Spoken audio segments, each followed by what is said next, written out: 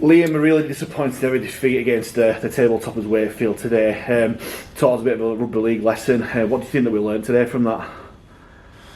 Well, first of all, I'm proud of the effort. I thought we went after it from the start. Started the game pretty well defensively. Created a couple of opportunities ourselves to maybe go ahead, and then end up conceding two tries off kicks and took the pressure out of the game, and then kept trying other little bits in and amongst it, and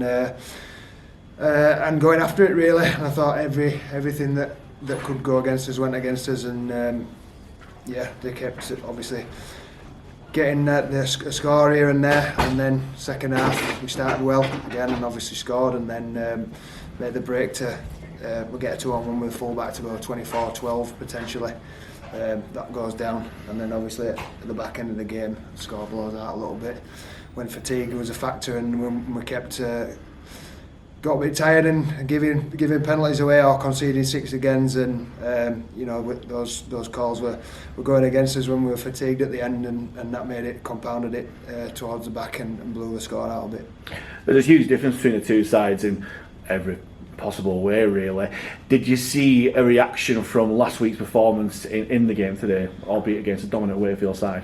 Yeah, I say I can't fault the effort and the commitment to going out after the game and trying the best to compete, and trying stuff a little bit different out of the norm, to like the kick off the scrum in the first 10 minutes, something out of the ordinary, try to create that little bit when you know physically you're going to struggle, creating something like that. And if a couple of those come off, you put a little bit of pressure on. Might be a little bit of a different story, but that's a little bit the story of our season. The bounce of the ball when Keezy's chasing that kick just bounces out and stuff like that. And when you're up against it, you're up against it, and you just have to keep turning up. We saw Wakefield be pretty ruthless in their attacking. You said before the James Woodburn ball put down would have been taken to 24-12. Is that the kind of the blueprint of what we should be following in terms of what Wakefield produced today for the rest of the season? I thought that was a tipping point for sort of finishing our efforts, if that makes sense. I thought if we score that and it's 24-12, we get that little bit of boost of energy to compete again for another period. That's about an hour into the game, which is where most weeks Wakefield start to pull away, as you'd expect them to do with the full-time nature of it. So yeah, that was a tipping point, and then I think at the back end they started to get a little bit excited when our lads were out on the feet and they'd put everything possible into it, and not got an awful lot of reward for the effort that they put in. And then obviously they scored a few late tries, and obviously they kicked every single goal as well, which then racks it up 6 points at a time, which makes it blow out even more. They're at top of the league side. We are in a relegation scrap. We go to Doncaster away next week, really needing the 2 points. Have you seen enough this week and in training this week to think that we can go and get that result next week? Yeah, of course I have. Like, I sound like a broken record, I know I do, but I think the results and everything outside of our control, as well as things in our control, have just gone against us time after time, and again you don't want to be the weak person that's saying it, but that's just the way it's been for the majority of this season. We win 3 games in a row and don't particularly get any daylight from our situation, and when the chips are down, it's tough, and everything feels like it's going against you, but we have to keep turning up. There's enough in that team, there's enough quality in that team, as we've shown against Doncaster here earlier on in the season, and the last 3 games before last week, so the quality is there. We just have to make sure that the pressure and the mounting sort of congestion around us don't get to us that way either. In those games we had players from Leeds on dual registration, also players that are now injured. Could you tell us if anything's happened between Leeds with the players that have been called back? Is there a chance we can get those players back? What's the situation there?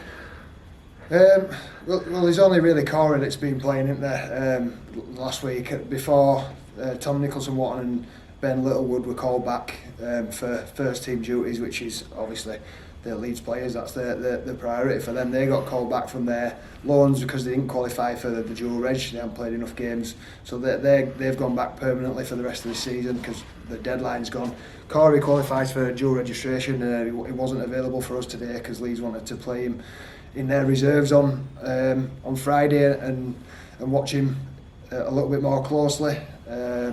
And the other lads that played, that we've got on loan that we can use, played in the reserves as well. But the reserve season's finished now, and that doesn't count towards calling them back from the loan, if that makes sense.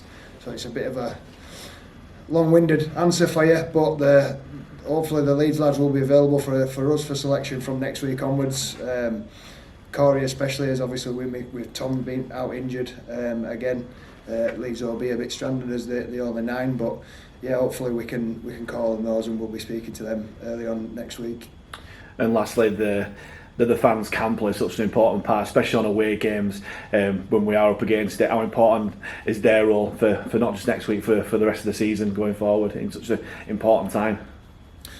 Well, I think first of all, the fans that came down today saw the effort that went in and the commitment, and I think we had the ball for 11 sets in both halves, which is probably 50%, maybe 60% of what you would normally have it in a normal game, and which tells you how much defending we were doing.